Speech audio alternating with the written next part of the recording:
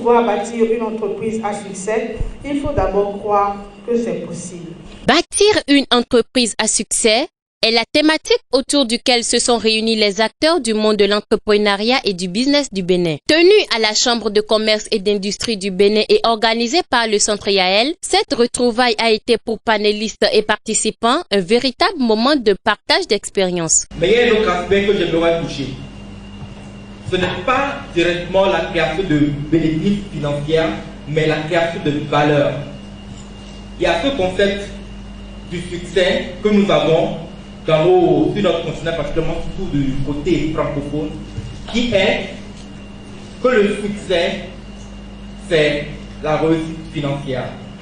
Avant de créer votre entreprise, vous devez savoir identifier autour de vous un besoin spécifique auquel vous avez envie d'apporter une solution.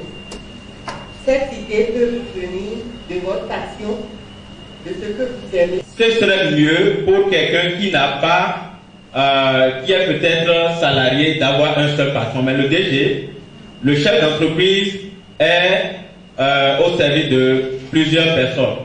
Alors l'idée selon laquelle on vient en entrepreneuriat pour se faire de l'argent, je pense que quand on parle de ces années-là, les gens aiment donner les exemples de Jacques Ma, de Aliko Dangote. Personne ne fait le lien entre ceux qui sont aujourd'hui et ceux qu'ils ont été. C'est à l'organisatrice principale qu'est revenu l'insigne honneur de rappeler à l'assistance le bien fondé du thème choisi pour cette deuxième édition. Comment bâtir une entreprise à succès? Nous l'avons choisi parce que nous avons voulu apporter plus de connaissances, plus de notions pour que ceux-là qui ont initié les entreprises ne puissent pas fermer en 2 ans, mais puissent savoir comment prendre soin de cette entreprise qu'ils ont initiée pour que ça soit une référence. Parce que quand on parle par exemple des Jeff Bezos aujourd'hui, c'est des grands. Mais ils ont commencé quelque part, ils ont eu à bâtir ça et aujourd'hui ça a une renommée. La plupart des entreprises, j'aime bien les entreprises béninoises, mais on n'est pas trop connu aussi. Donc l'autre aussi, c'est de pouvoir que chaque petite entreprise devienne une grande entreprise qu'on va citer dans les années qui sont en train de venir. Parce que nous avons tellement cité les villes qu'il est temps que nous nous citons nous-mêmes.